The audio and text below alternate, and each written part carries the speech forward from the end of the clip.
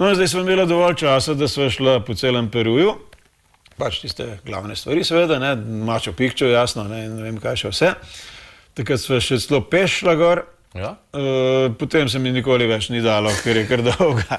Ja. Ker spiš ne tam, ampak kakšnih skoraj 10 kilometrov stran, v enem kraju, ki se imenuje Agua Caliente. In treba zdaj ob železnici priti tja, zgodaj zjutraj, ker moraš biti za sončni vzhod že gor, ne. Potem pa po cikcakasti poti, krepko, visoko, pa še precej visoka nadmorska višina je tam, ne, tako da si brez sape. In potem naslednjič se mi enostavno ni dalo.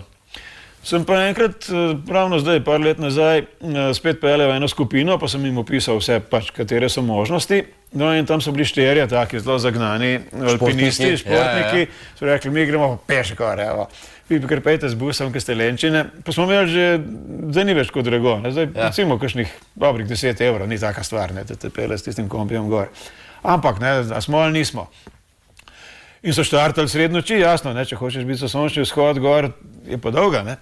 In grejo, nikjer nobenega, jasno, kdo pa hodil po cesti, taka gozdna potka, ne.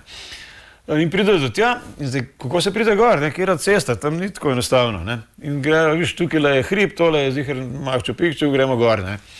In grejo, plezajo, ampak je nekako bolj strmo bilo, kot sem pa jaz tim opisoval, ne. Tako da na koncu so že na pol plezali.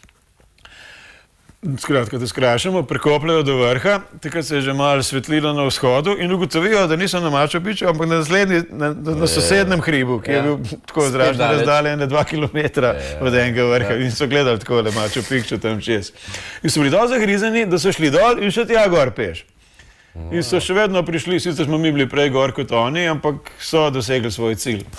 Sicer pa med nama povedano je čisto vseeno, greš za sončni vzhod gor ali pa ne, ker ni nič kaj posebno dramatičnega ob sončnem vzhodu.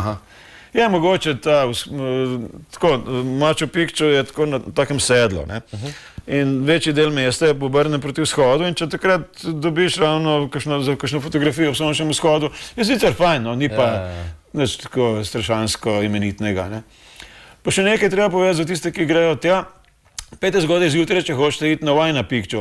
To pa škoda, da zdaj nimam fotografije s sabo, bom enkrat prinesel. Tista znamenita slika z Machu Picchu, ki so take terasaste hiše, to se spomniš, ne? Zadaj pa taka špičasta gora. No, tista gora se imenuje Huayna Picchu. Je pa spet 1,5 ure hoda, predvsem navkreber, od Machu Picchuja samega. Tam pa ni možno iti z avtom ali... Ok, pa, ni šans, ne, prideš samo do, niti v bližino Machu Picchu ne prideš z avtom. Noter pa sploh ne, ni govor, ok, pa. Tudi ne bi pustili, tudi če bi se dal, ne. Potem je treba po celem tistem sedlu, ki je kar veliko, pa spet malo v dolino, potem pa gor na tisti Huayna Picchu. No, takrat se je še dalo, si šel kadarkoli in ni bilo problema, pač malo si sopihal, ker je bilo precej navkreber, ampak si prišel do vrha. Zdaj se pa ne da več, zdaj pa spustijo samo toliko in toliko ljudi, ker je toliko turistov tam, da bi se hrib sesedel, če bi vsi šli gor, ne. Tako da zdaj jih spustijo določeno število in potem, če se nekateri pravi čas vrnejo, še kakšnega spustijo, na splošno pa, če nisi zgodaj zjutraj tam, ne boš prišel gor. Kar pa spet ni nič hudega, ker imaš še ogromno drugih možnosti, ne. Machu Picchu je tako pač takole na sedlu, tukaj gor se gre na tisti Huayna Picchu, tukaj naokrog spet dobre pol ure se gre do Inkovskega mostu, ki je tudi zanimiv. Če greš pa tle nazaj gor, če recimo samo le avto pripeljati, greš lahko pa na ta hrib, ki je še višji kot tisti Huayna Picchu, prideš pa spet do enega sedla, kjer je ta Inkovska pot potekala. Zdaj ti moram pa povedati, kaj je to Inkovska pot. Namreč internet takrat ni dobro deloval, ne, v 15. stoletju, tako da telefoni so bili tudi bolj slabi, tako da so morali kar lepo peš vse sporočati. Kar je zanimivo, niso poznali kolesa in niso poznali jezdnih živali.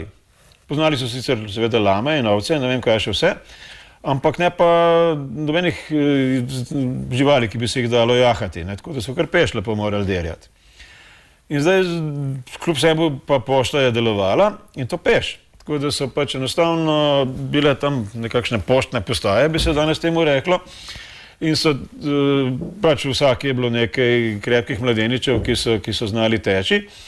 In je prišlo sporočilo, kaj vam recimo iz takratne Lima ni obstojala kot mesto, ampak bilo pa je mesto tam, ne. Kusko je bil center tega njihovega cesarstva. In je šlo to nekam čez Drn in Staren, to je vse tam na višini 3000 metrov in več. Ne. Po potkah. Potke so pa ozke, pa taka ograjca na nekaterih mestih, tako da je kolikor toliko varno. Ne. Tako da so tudi živalmi lahko šli po tistih potkah. In enostavno peš so derjali, od ene postaje do druge, potem je ves zadihan predal tisto sporočilo naslednjemu in je spet derjal dalje in so bili kar sposobni, tako da je v relativno zelo kratkem času prihajalo sporočilo od enega konca do drugega. Je bilo pa ta